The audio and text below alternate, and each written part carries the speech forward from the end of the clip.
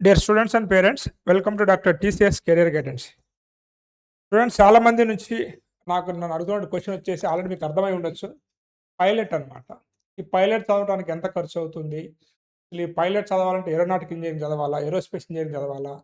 And ఈ pilot courses అనేవి కూడా ఎక్కడున్నాయి? ఎలా అప్లై చేసుకోవాలనేటువంటి చాలా విషయాలు కూడా పేరెంట్స్‌కి గాని, స్టూడెంట్స్‌కి అవగాహన లేదు. కాబట్టి ఒక డిఫరెంట్‌గా ప్రోగ్రామ్ ఆర్గనైజ్ చేస్తున్నటువంటి యూనివర్సిటీ ఏదైనా ఉంది ఇండియాలో అంటే జీడీ గోయంకా యూనివర్సిటీ. ఎందుకంటే నేను అక్కడ ఇప్పటికి 2, 3 సార్లు విజిట్ చేశాననమాట. సో, డీన్ మన తెలుగు వారు ఉన్నారు కాబట్టి, మనం ఢిల్లీ వెళ్ళినప్పుడు మనకేమైనా డౌట్స్ ఉన్నా, ఏదైనా విషయాలన్నీ చెప్తా ఉంటారు కాబట్టి, అక్కడ పైలట్ ప్రోగ్రామ్ అనేది CPL program with BTech aeronautical engineering, aerospace engineering ఇవన్నీ ఉన్నాయన్నమాట. దీంతో పాటు చాలామంది స్టూడెంట్స్‌కి, పేరెంట్స్‌కి ఏందంటే ఏరోనాటికల్, ఏరోస్పేసు ఇట్లా ఈ సీపీఎల్ వీటన్నిటి మీద కన్‌ఫ్యూజన్ ఉంది కాబట్టి, వాటన్నిటిని దూరం చేయడం కోసము మళ్ళీ ఎవరైతే మనకు సౌత్ ఇండియా అడ్మిషన్ కోఆర్డినేటర్ జీడీ గోయంకా యూనివర్సిటీకి సంబంధించినటువంటి రాజశేఖర్ గారిని పిలిపించి, సో, ఈ సీపీఎల్ ప్రోగ్రామ్ అంటే, ఈ పైలట్ ప్రోగ్రామ్‌కి ఎంత ఖర్చవుతుంది? ఎలాంటి వాళ్ళకి సూటబుల్ అవుతుంది? అదేవిధంగా దీనికి అసలు బీటెక్ చదవాలా? లేదా? అనేటి అన్ని విషయాలు కూడా మనం తెలుసుకుందాం అనమాట. Sir welcome sir. Sir, previous వీడియోలో మీరు ఏరోస్పేస్ ఇంజినీరింగ్ గురించి చెప్పారు. సో, ఇక్కడ మన జీడీ గోయంకా యూనివర్సిటీలో పైలట్ ప్రోగ్రామ్ కూడా ఉందనమాట. అంటే పైలట్ బీటెక్‌తో ఇస్తున్నారు. అదేవిధంగా బీఎస్సీతో ఇస్తున్నారు. ఈ రెండిటి మధ్య డిఫరెన్స్ ఏంటి? చాలామందికి ఏరోనాటికల్, ఏరోస్పేస్ ఇయన్నీ ఒకటే అనుకుంటున్నారు. వాటి మధ్య డిఫరెన్స్ కూడా చెప్తూ కొంత ఎవరికైతే ఇది సూటబుల్ అవుతుందో చెప్పండి సార్. సో, మన దగ్గర యూనివర్సిటీలో బీఎస్సీ ఏవియేషన్ విత్ సిపిఎల్ అనేది ఆఫర్ చేస్తున్నామండి. ఇది 3 ఇయర్స్ డిగ్రీ అనమాట. సో, బీఎస్సీ అంటే జనరల్‌గా సిపిఎల్‌కు ఎలాంటి డిగ్రీ అవసరం లేదండి. మనము 12థ్‌లో గనక అంటే ఇంటర్మీడియేట్ ఏదైతే ఉందో మ్యాథమెటిక్స్ సబ్జెక్ట్స్‌తో పాస్ అయిన స్టూడెంట్ ఎవరైతే ఉన్నారో వాళ్ళు కమర్షియల్ పైలట్ లైసెన్స్ అనేది చేయొచ్చనమాట. సో, చాలా వరకు మనకు ఇండియాలో ఉన్న ట్రైనింగ్ అకాడమీస్ అన్నీ కూడా ఎలా ఉంటాయంటే ఫస్ట్ ఇక్కడ గ్రౌండ్ ట్రైనింగ్ వచ్చేసరికి ఒక చోట ఈవెన్ హైదరాబాద్ కానివ్వండి, బెంగుళూరు కానివ్వండి, మనకు పూణే దగ్గర బారామతి కానివ్వండి, ఇలా డిఫరెంట్ లొకేషన్స్‌లో ఉన్నాయి. కొంతమంది స్టూడెంట్స్ ఈవెన్ గ్రౌండ్ ట్రైనింగ్ కూడా ఢిల్లీలో చేస్తూ ఉంటారు. గ్రౌండ్ ట్రైనింగ్ అయిపోయిన తర్వాత డీజీసీఏ మళ్ళీ ఎగ్జామ్ ఉంటుందండి. సో, డీజీసీఏ పేపర్స్ క్లియర్ చేసుకున్న తర్వాత స్టూడెంట్ అగైన్ మళ్ళీ ఫ్లయింగ్ అనేది 200 అవర్స్ ఉంటుందండి. సో, 200 అవర్స్ ఫ్లయింగ్ అయిన తర్వాత గూడా అంటే స్టూడెంట్ మళ్ళీ లైసెన్స్ వచ్చి టైప్ రైటింగ్ అయిన తర్వాత కూడా వీళ్ళది ఎవ్రీ ఇయర్ మెడికల్ ఫిట్‌నెస్ అనేది చాలా ఇంపార్టెంట్ అండి. అంటే ఇక్కడ ఒక స్టూడెంట్‌ను డిస్కరేజ్ చేయడం అని కాదండి. ఇక్కడ జనరల్‌గా ఏం చేస్తారంటే ఇంటర్మీడియేట్ తర్వాత ప్యాషనేట్‌గా స్టూడెంట్స్ ఎళ్ళేసి సీపీఎల్‌లో జాయిన్ అవుతూ ఉంటారు. సీపీఎల్ ప్రోగ్రామ్ ఖర్చు అనేది కూడా చాలా ఎక్స్‌పెన్సివ్ ప్రోగ్రామ్. అంటే చాలా చోట్ల 40లో అయిపోతుంది, 50లో అయిపోతుంది అనేసి స్టూడెంట్స్ జాయిన్ అవుతూ ఉంటారు. సో, ఇన్ కేస్ 50, 55 లాక్స్‌లో ప్రోగ్రామ్ కంప్లీట్ చేసుకున్న తర్వాత కూడా మళ్ళీ టైప్ రైటింగ్ అనేది కూడా స్టూడెంట్స్ కొంత ఫైనాన్షియల్‌గా మళ్ళీ ఫండ్స్ అనేది అరేంజ్ చేసుకోవడంలో కానీ ఇబ్బందులు కానివ్వండి.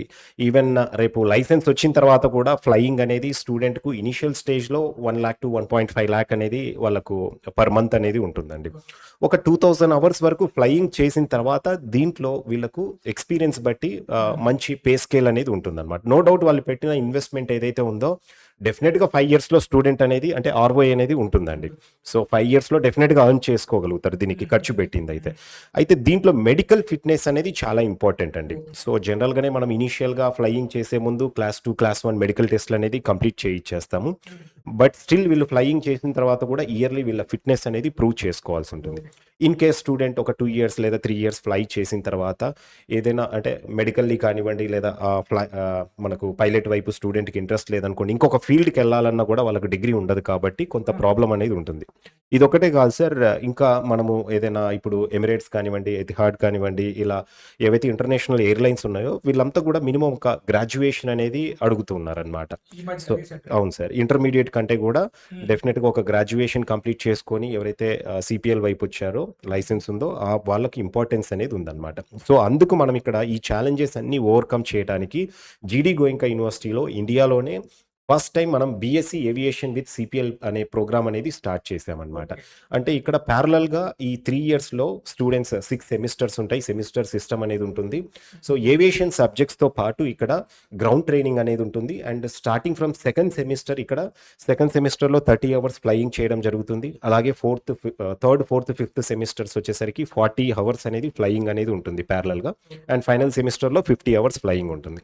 దీంట్లో ఈ 200 అవర్స్ ఫ్లయింగ్‌లో కూడా మనము 185 అవర్స్ అనేది సింగిల్ ఇంజిన్ మీద ఉంటుంది. 15 అవర్స్ మల్టీ ఇంజిన్ మీద ఉంటుంది. సో, కంప్లీట్ ఫ్లయింగ్ అనేది కూడా మనము ఇక్కడ రెడ్ బర్డ్ అనే ఒక ఫ్లైట్ ట్రైనింగ్ అకాడమీతో కొలాబరేట్ అయ్యి ఈ ప్రోగ్రామ్ ఆఫర్ చేస్తున్నామనమాట. సో, ఇక్కడ బెనిఫిట్ ఏంటంటే జనరల్‌గా ఈ డీజీసీఏ పేపర్స్ క్లియర్ చేసుకోవడానికి చాలామంది స్టూడెంట్స్ అనేది కొన్ని ఛాలెంజెస్ ఫేస్ చేస్తూ ఉంటారు. సో, ఇక్కడ మనం బీఎస్సీ ఏవియేషన్‌తో పాటు గ్రౌండ్ ట్రైనింగ్ అవ్వగానే స్టూడెంట్స్‌కు ఈ పేపర్స్ క్లియరెన్స్‌లో కానివ్వండి, వాళ్ళ ట్రైనింగ్ కానివ్వండి, ప్రాపర్‌గా ఒక రెప్యూటెడ్ ఇన్‌స్టిట్యూషన్ నుండి ఉంటుంది కాబట్టి, స్టూడెంట్ ఈజీగా ఈ ప్రోగ్రామ్ అనేది ఆర్గనైజ్డ్ వేలో 3 ఇయర్స్‌లో కంప్లీట్ చేసుకోవచ్చు. బయట చాలా వరకు మనం ఫ్లైట్ ట్రైనింగ్ ఇన్‌స్టిట్యూషన్స్‌లో అంటే స్టూడెంట్ డీజీసీఏ పేపర్స్ క్లియర్ చేసుకున్న తర్వాత కూడా ఫ్లయింగ్‌కి ఎయిర్‌క్రాఫ్ట్స్ అవైలబిలిటీ లేకపోవడం, ఇన్‌స్ట్రక్టర్స్ అవైలబిలిటీ లేకపోవడం, లేదా కొన్ని చోట్ల క్లైమాటిక్ కండిషన్స్ కానివ్వండి, లేదా నైట్ ల్యాండింగ్‌కు పర్మిషన్స్ దొరక్కపోవడం, దానివల్ల ఫ్లయింగ్ అనేది డిలే అవుతుంటుంది. పేరుకు మనకు ఒక 18 మంత్స్, 20 మంత్స్‌లో కంప్లీట్ అయ్యే ప్రోగ్రామ్ అయినప్పటికి గూడా చాలా సందర్భాల్లో 3 ఇయర్స్, 4 ఇయర్స్ గూడా టైం తీసుకునే అవకాశాలనేది ఎక్కువగా ఉన్నాయి.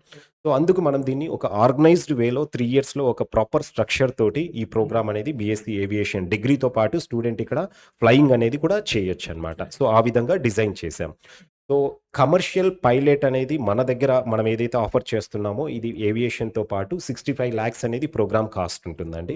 జనరల్‌గా యూనివర్సిటీలో మనం 75 లాక్స్ ఈ ప్రోగ్రామ్ కాస్ట్ అనేది సౌత్ ఇండియన్ స్టూడెంట్స్‌కు ఎవరైతే ఉన్నారో మనకు మహారాష్ట్ర, ఆంధ్ర, తెలంగాణ, కర్ణాటక, కేరళ, తమిళనాడు ఈ 6 స్టేట్స్ నుండి ఉన్న స్టూడెంట్స్‌కి అనేది 65 లాక్స్‌లో ఈ ప్రోగ్రామ్ అనేది ఇస్తున్నాం. బీఎస్సీయా సార్? బీటెకా? బీఎస్సీ ఏవియేషన్ అండి. బీఎస్సీ. బీఎస్సీ ఏవియేషన్ విత్ ఇది సీపీఎల్ అన్నమాట. బీటెక్ అయితే సార్?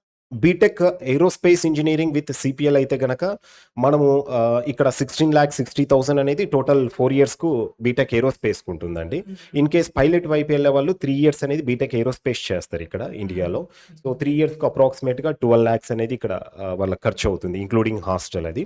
అండ్ ఫైనల్ ఇయర్‌లో పాత్వే టు ఇది సీపీఎల్ ప్రోగ్రామ్ అనేది మనం ఫ్లోరిడా తీసుకెళ్తున్నాం ఫ్లైట్ ట్రైనింగ్ అనేది. సో, అక్కడ ఈ ఫ్లయింగ్ అనేది $80,000 ఉంటుంది. అంటే రఫ్‌గా ఒక 75 లాక్స్ అనేది మన ఇండియన్ రూపీస్‌లో ఉంటుందండి. 75 లాక్స్ అక్కడ ఫ్లయింగ్‌కి ఉంటుంది. అండ్ 12 లాక్స్ ఇక్కడ అండి. అంటే టోటల్ అప్రాక్సిమేట్‌గా 87 లాక్స్ అనేది అవుతుందండి. ఇది బీటెక్ ఏరోస్పేస్ విత్ సీపీఎల్ అయితే. లేదు బీఎస్సీ ఏవియానిక్స్ విత్ సీపీఎల్ అయితే 65 లాక్స్ అనేది అవుతుంది.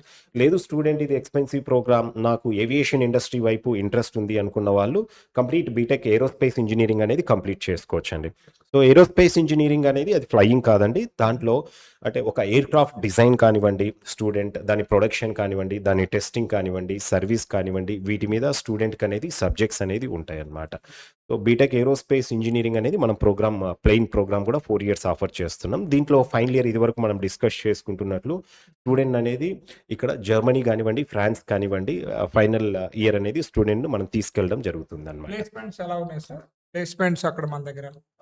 దీనికొచ్చేసరికి బీటెక్ ఏరోస్పేస్ ఇంజినీరింగ్ చాలా మంది స్టూడెంట్స్ అనేది ఎక్కడ అంటే ఇది చాలా నారో ఫీల్డ్ అనేసి అనుకుంటూ ఉంటారండి. ఆపర్చునిటీస్ ఏముంటాయి ఒక డీఆర్‌డీఓనో లేదా ఇస్రోలోనో కానివ్వండి, లేదా హెచ్ఏఎల్‌లో కానివ్వండి, కొన్ని కంపెనీస్ మాత్రమే ఉన్నాయి. అండ్ దట్ టు గవర్నమెంట్ సెక్టార్‌లోనే ఆపర్చునిటీస్ ఉంటాయనేసి అనుకుంటారు ఏరోస్పేస్. బట్ 20% గవర్నమెంట్ సెక్టార్ అయితే దీంట్లో 80% కాంట్రిబ్యూషన్ అనేది ప్రైవేట్ ఇండస్ట్రీస్‌దే అండి.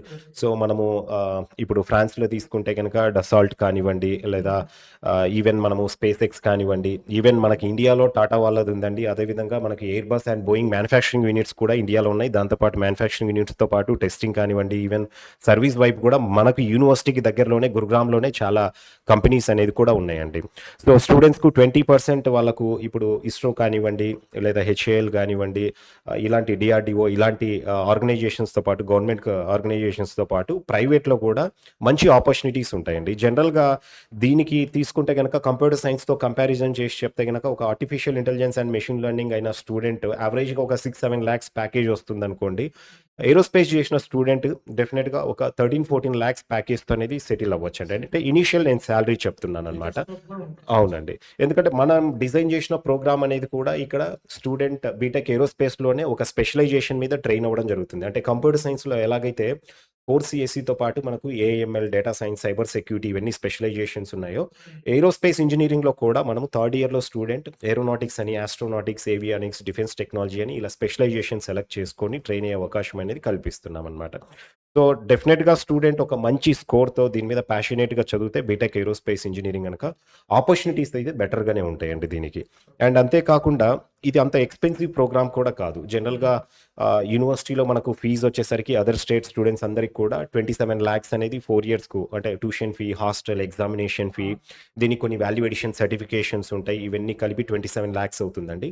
సౌత్ ఇండియన్ స్టూడెంట్స్‌కు ఇది 16,60,000లో total including hostel BTech aerospace అనేది కంప్లీట్ చేసుకోవచ్చండి. ఇంక్లూడింగ్ ఇది జర్మనీ అండ్ ఫ్రాన్స్ ప్రోగ్రామ్ కాస్ట్‌తో పాటు అండి. సిపిఎల్‌కి అయితే కొంచెం ఎక్కువ అవుతుంది. సిపిఎల్ అనేది ఎక్స్‌పెన్సివ్ అండి. ఎందుకంటే ఫ్లయింగ్‌కు మనం ఎయిర్ క్రాఫ్ట్ కావచ్చు, దానికి ఉన్న ఇన్‌స్ట్రక్టర్స్ అవ్వచ్చు, ఈవెన్ అక్కడ మళ్ళీ పార్కింగ్ చార్జెస్ ఉంటాయి. అలాగే ల్యాండింగ్ కానివ్వండి, దీంట్లో డే ల్యాండింగ్ అయితే పెద్ద ప్రాబ్లమ్ లేదు. నైట్ ల్యాండింగ్‌కు చార్జెస్ అనేది కొంచెం ఎక్స్‌ట్రాగా ఉంటాయి. అండ్ ఫ్యూయల్ చార్జెస్ అనేది కూడా పెరిగాయి కాబట్టి సో, ఫ్లయింగ్ అనేది కాస్ట్‌లీ అండి. సో, బీఎస్సీ ఏవియేషన్ ఒకవేళ ఇంట్రెస్ట్ ఉంటే ఒక 65 లాక్స్ ఆ బడ్జెట్ ఉన్న స్టూడెంట్ అనేది ఈ ప్రోగ్రామ్ వైపు వచ్చేయొచ్చండి. ఇది స్టూడెంట్స్ ఏదైతే మనం పైలట్ కావాలనుకున్నా, లేకపోతే ఏరోస్పేస్‌తో పాటు పైలట్ కావాలనుకున్నా, ఇవన్నీ కాకుండా జస్ట్ మనకు స్పేస్ టెక్నాలజీలో, ఏరోస్పేస్‌లో, ఏరోనాటికల్ ఇంట్రెస్ట్ ఉన్నా గానీ, ఈ ప్రోగ్రామ్ చేయొచ్చు. సో, జీడీ గోయంకా యూనివర్సిటీ వాళ్ళు ఆఫర్ చేస్తున్నారు. ఇక్కడ ఫ్యాకల్టీ కూడా ఎందుకంటే ఒక ఏరోస్పేస్ అనే కాదు, నేను వేరే ఫ్యాకల్టీతో కూడా డిస్కస్ చేసినప్పుడు మాక్సిమం ఐఐటీస్‌లో, ఎన్ఐటీస్‌లో పీహెచ్‌డీ చేసి సెంట్రల్ యూనివర్సిటీస్, టాప్ కాలేజ్‌లో చదివినటువంటి వాళ్ళే ఫ్యాకల్టీగా ఉన్నారనమాట. అండ్ స్పెషల్‌గా ఏరోస్పేస్ అయితే దాదాపు ఎక్కువ ఫారినర్సే ఉన్నారనుకుంటా సార్ హెచ్ఓడితో ఫ్యాకల్టీ సహా. ఉన్నారండి. ఈవెన్ హెచ్ఓడి కూడా ఆయన డాక్టర్ ఉగురు గువెన్ అనేసి హ్మ్. హెచ్ఓడి ఉన్నారు. అంటే అంటే మెయిన్‌గా ఈ ప్రోగ్రామ్‌కి ఫ్యాకల్టీ చాలా ఇంపార్టెంట్ అండి. ఎందుకంటే జనరల్‌గా దీంట్లో అకాడమిక్ లైన్‌లో స్టూడెంట్ చాలా స్ట్రాంగ్‌గా ఉండాల్సి ఉంటుంది. సో, దానివల్ల ఫ్యాకల్టీ రోల్ అనేది చాలా క్రూషియల్ అండి. అంటే జనరల్‌గానే మనం కోర్ బ్రాంచెస్‌కు ఫ్యాకల్టీ ఎంత ఎక్స్‌పీరియన్స్‌డ్ అవుతే గనక స్టూడెంట్‌కు సబ్జెక్ట్ అంత అర్థమయ్యే విధంగా చెప్పగలుగుతారు. కంప్యూటర్ సైన్స్ కనుకోండి, ఎనీ ఎంటెక్ పాస్ అయిన వాళ్ళు కూడా జనరల్‌గా చెప్పుకుంటూ వెళ్ళిపోతారు. లేదా ఇండస్ట్రీ ఎక్స్‌పర్ట్స్ వచ్చినా కూడా వాళ్ళ కోడింగ్ పైన ఉన్న ఎక్స్‌పీరియన్స్ అవ్వచ్చు, దాన్ని బేస్ చేసుకొని ట్రైన్ చేయగలుగుతారు. బట్ కోర్ బ్రాంచెస్ అనగానే డెఫినిట్‌గా ఫ్యాకల్టీ ఎక్స్‌పీరియన్స్ అనేది చాలా ఇంపార్టెంట్. సో, దీనికి ఈవెన్ ఐఐటీస్ దగ్గర నుండి మనము అంటే మేజర్ మంచి యూనివర్సిటీస్ అన్నిట్లలో కూడా ఫ్యాకల్టీ పరంగా ఛాలెంజెస్ ఫేస్ చేస్తున్నారు.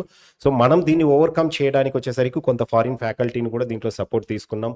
డిఫరెంట్ బూట్ క్యాంప్స్ అనేది కూడా మళ్ళీ అరేంజ్ చేస్తూనే ఉంటాం. అండ్ ఇమ్మర్షన్ ప్రోగ్రామ్ కూడా దీంట్లో ఉందండి. అంటే డిఫరెంట్ యూనివర్సిటీస్ నుండి స్టూడెంట్స్ వచ్చి ఇక్కడ మళ్ళీ మన స్టూడెంట్స్‌తో ఇంటరాక్ట్ అయ్యి కొంత నాలెడ్జ్ షేర్ చేయడం కూడా దీంట్లో ప్రోగ్రామ్‌లో ఒక పార్ట్‌గా ఉంటుందన్నమాట.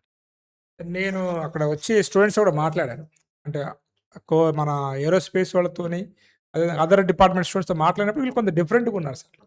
ఏరోస్పేస్ చదివేవాళ్ళు. అవును. అంటే వీళ్ళకొక ప్రాపర్ ఒక విజన్ అనేది ఆ! ఉంటది సార్.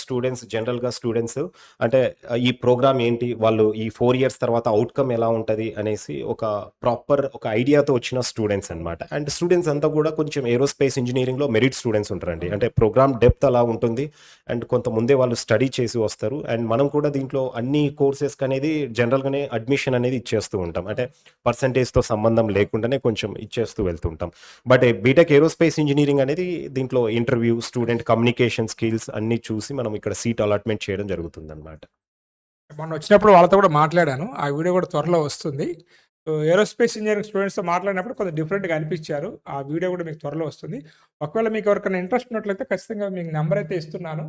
సో, నన్ను గాని, సార్‌ని గాని డిస్టర్బ్ చేయకుండా ఇక ఈ పైన డిస్‌ప్లేతో నంబర్‌కి కాల్ చేసి పైలట్ అనమాట. ఇక్కడ మీకు కనబడుతూనే ఉండొచ్చు. సో, యంగ్‌స్టర్స్ అనమాట. పైలట్స్ లాగా మీరు కావచ్చు. వీటితో పాటు పైలట్ అంటే ఒకవేళ బై ఛాన్స్ మీరు పైలట్ కాలేకపోయినా బీఎస్సీ ఏవియేషన్ గాని, బీటెక్ ఏరోస్పేస్ ఇంజినీరింగ్ గాని చేసినట్లయితే అటువైపు కూడా వెళ్ళొచ్చు కాబట్టి, కొంత డిఫరెంట్‌గా ఇట్లాంటి ప్రోగ్రామ్ అయితే ఇండియాలో దాదాపు ఎక్కడా లేదు. ఉంటే బీటెక్ ఏరోస్పేస్ ఉంది.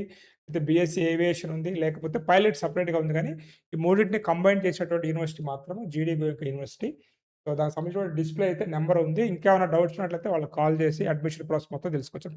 Thank you sir. Thank you very much for coming to thank our studio and అన్ని డౌట్స్ క్లారిఫై చేసినందుకు. సో, ఫ్యూచర్‌లో కూడా మిమ్మల్ని పిలుస్తాము ఇటువంటి షూర్. డౌట్స్ తప్పకుండా వచ్చినప్పుడు. సార్. Thank you. ఎందుకంటే నేను నా బ్యాక్‌గ్రౌండ్ కూడా బీటెక్ ఏరోనాటికల్ ఇంజినీరింగ్ ఓకే. అండి. ఓకే. సో, ఈ సబ్జెక్ట్ మీద ఎలాంటి క్వెషన్స్ ఉన్నా దీనికి అంటే హుహు. ఫ్యూచర్ ఏ విధంగా ఉంటుంది? ఆపర్చునిటీస్ గురించి ఏదన్నా అంటే పర్సనల్‌గా క్వెషన్స్ ఉన్నా గూడా ఆ! ఎనీ టైమ్ పేరెంట్స్ అయితే అప్రోచ్ అవ్వచ్చండి. Okay. Thank you. Thank you very much sir. Thank you.